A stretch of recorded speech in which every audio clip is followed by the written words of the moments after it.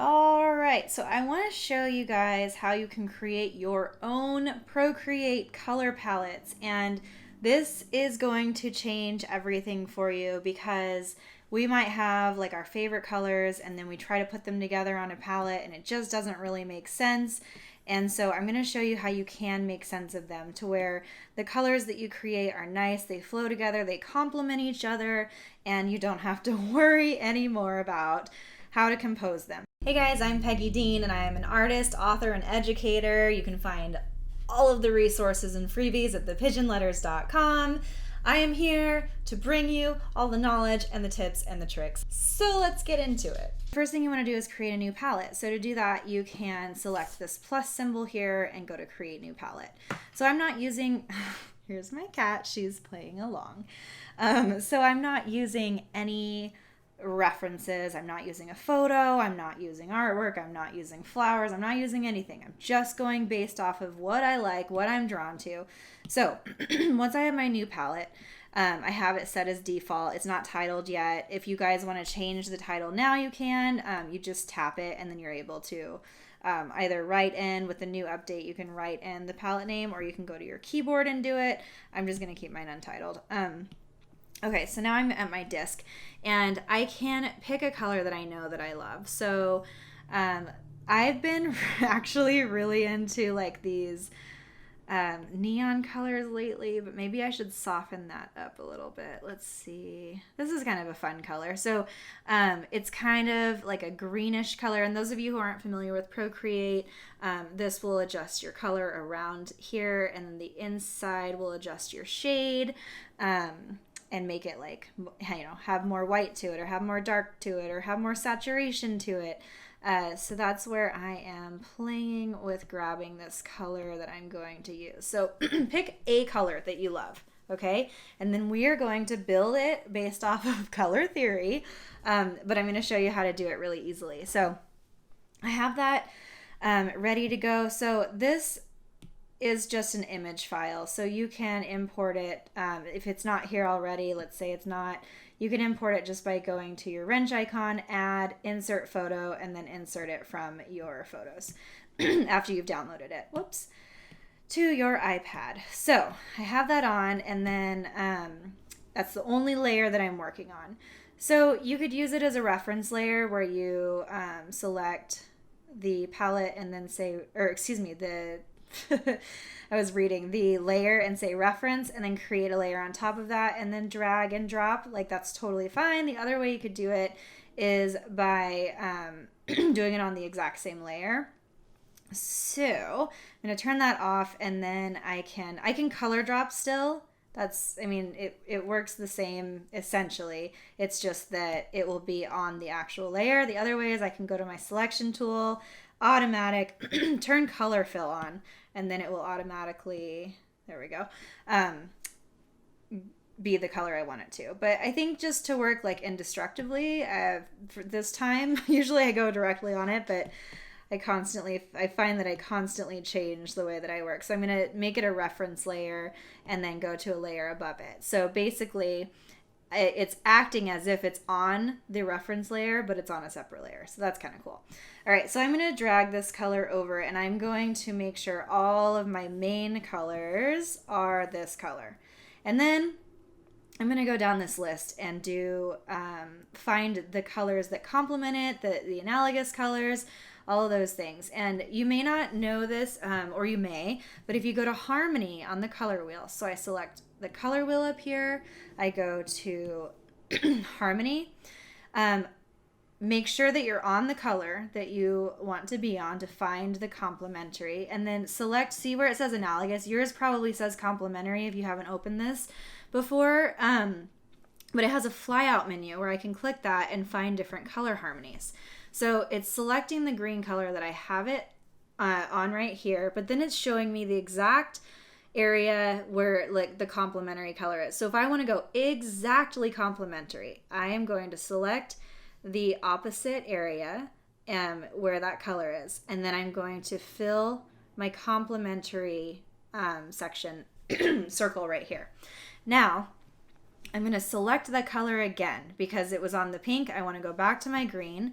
I'm going to select my color wheel. I'm still in harmony.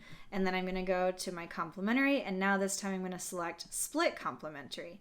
So essentially, for those who aren't familiar, complementary colors are exactly opposites on the color wheel.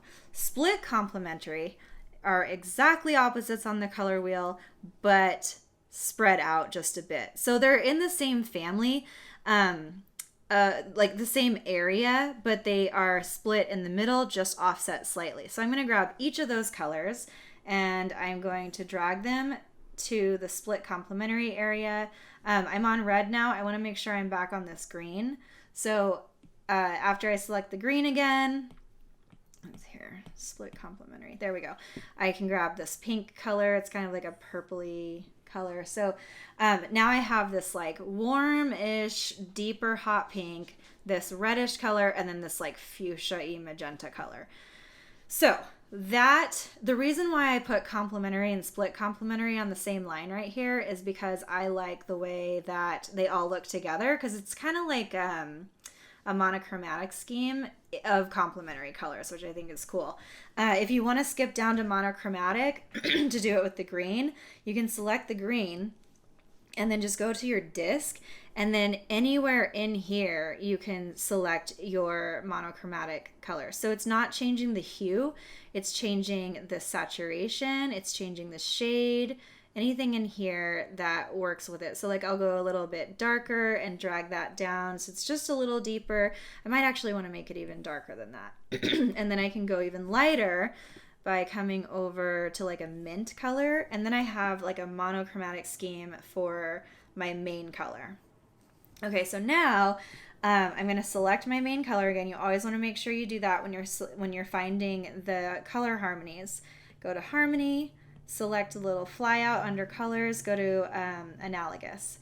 I don't know if that's how you pronounce it, but do you see how now it's in the same family? So this is what's selected. It's the larger circle, but these are the same family. So remember when we were in split complementary, like if I had gone straight across, this would be that area, which is my complementary color. And then the split complementary they are essentially the analogous colors of the complementary. So then when I go to Analogous, then I've got my main color and then what's right next to them both. So that's kind of cool. And that's going to create kind of a different-ish version of something more monochromatic, but the hue changes. So it's not really monochromatic, but it's very similar. So I'm going to select that first color, drag it over, and then select this again.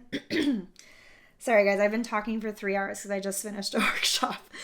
So my voice is not happy with me. Okay, so sometimes if it doesn't reset, I like to go back and just click out of the Analogous, go to split complementary, and then go back to Analogous. And then I'll grab that blue and drag it over to create that color family. So these 3 colors, while they look kind of weird, they are the analogous colors of my main color chosen, so it might be a really cool palette to work with. Now I'm going to select it again, and I'm going to go to Triadic. This is where your palette is exactly spread even amongst 3 points.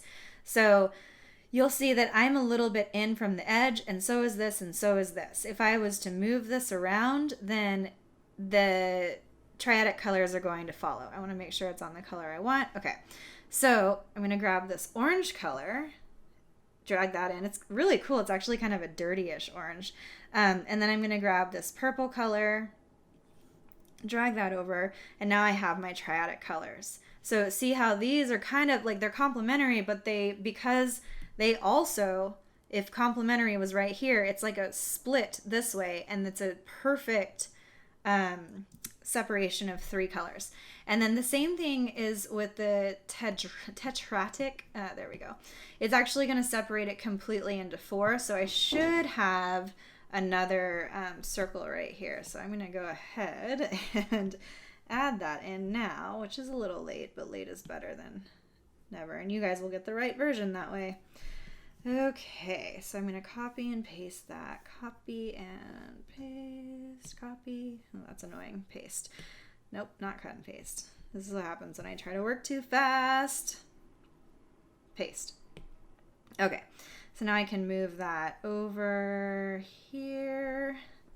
and then I can move the word so you know what it is. Where do I want to put that? Where do I want to put it?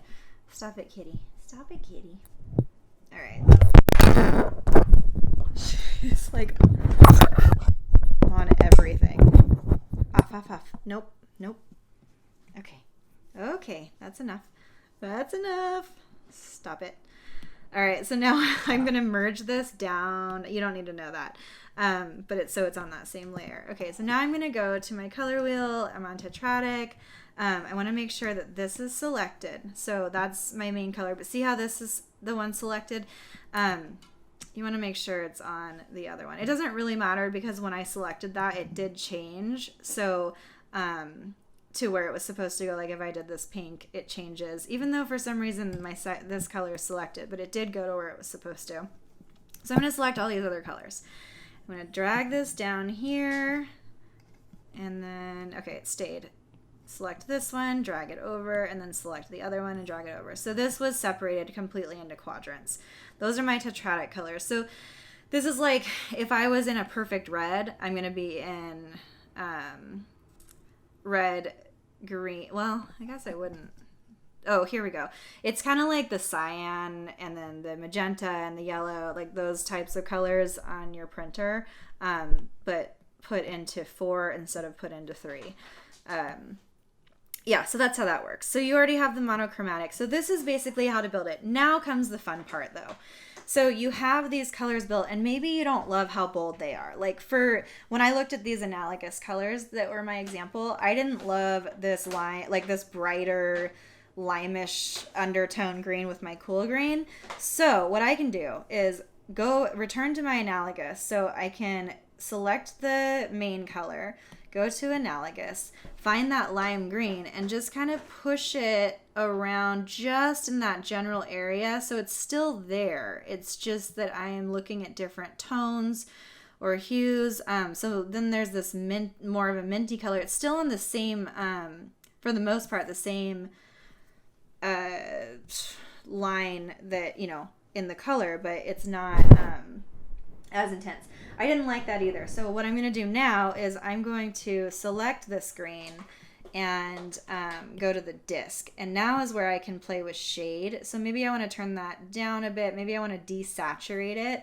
It's still the same. It's just going to change like the darkness or the saturation or something along those lines. So it's not so contrasting with the color that I was originally going for. And it's still an analogous color that way. This is a royal purple. I will never use royal purple in my art. I just don't like it. So I'm going to go to this purple color and do the same thing and just kind of go back, or I'm going to move it over to where it's real warm and just lighter. And that's a color I actually use often. So that's how you can kind of tweak these. But let's say you do like the main palette. And so what I can do is I can grab my main color and drag it over. I could also just select and color fill. So I could grab I love this dirty yellowy green color. So I can, whoops, I want automatic selection, please. Automatic. I can fill that area with that one. And then what's another color I love in this? So I'm just going to basically start building based off of what I see here and what I like. So I'll grab this purple color, go to my selection tool, it's automatic, and fill that. You could also just drag and drop, but like I showed you initially. Okay, so this is where I start building my palette. Now, I like these 3 colors together, so what I could do is start playing with the shades and add some more in here. So I grab this kind of olivey color, and it's not select, there we go. And then I can I can make it darker, I can make it lighter, I just kind of can play with that. And this is kind of an army green, so I can drag that underneath and see how now I'm building a palette that is complementary to each other. It looks really good together, and I'm building off of that. So then I'll grab this mint in that monochromatic, and I will fill a color below it with that, and so on. So I also like this orange color. I did not mean to do that. There we go, orange. and then I'll fill maybe one next to it. It doesn't really matter how you set this up because this is kind of just your experimental area before you add it to your actual palette. So I am going to continue on here. Like this magenta might be fun, so I could fill this area with it. So yeah, I really like how that's coming together. It's really fun. I want to also play with more of these orangey colors. I might make one more bright and less dirty. There we go. So that's just like a cleaner version of it. I'll grab it again and maybe go darker, and then it puts me into a brown color. Not sure how I'll like that with everything, but you know, you're not required to use every color in a palette. So, you know, I might really like this color with this olive green with this brown together one day and work off of that and do something fun with that. So I like this red color too, so I'll plug that in right here. Maybe warm it up and make it a little more orangey, see what that looks like. That's still coming together where I like this color balance. I like what's going on here. So basically, this is how you would build your palette. And then from here, you can go into that color palette area that you created, select each color, and just start filling that area, you know? And then you will have, your unique color palette, which starts to build. So some examples of mine are, like I like to do trios where I have like, oh, I like, you know, these trios together, these trios together, these trios together, these trios together. I try to keep some spacing so that I can, so it's not like all in one brick because it helps me see it better.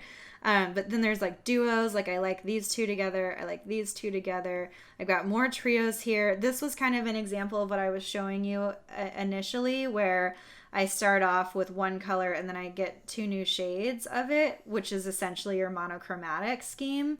And then I find the second color with it, and then I do 3 colors of that shade, and then the same here. So it's just kind of a fun exploration. And then the other one is like 4 colors that go together. I'll play with that. Another 4 color set. Like this one is based off the same shades. This one's not. This one is like these 4 colors go together. These 4 that's how I organize mine. And then I can create these really cool palettes. So you can see like this palette is a fun palette to work with. This one is a fun one to work with. This one's a fun one to work with. And then you can start to see those. Oh my goodness. You can start to see those. I need to turn this feature off because I am so tired of messing that up when I accidentally scroll. Cut. 4 color. Okay. Anyway, you get it. So that is how I set mine up. And then this is a really great cheat sheet that will help you find those complementary, like harmonious colors that you can then start to build for your own unique palette. So I hope this was really helpful for you guys, and I will link the download so that you can grab it with ease. And that's it. All right.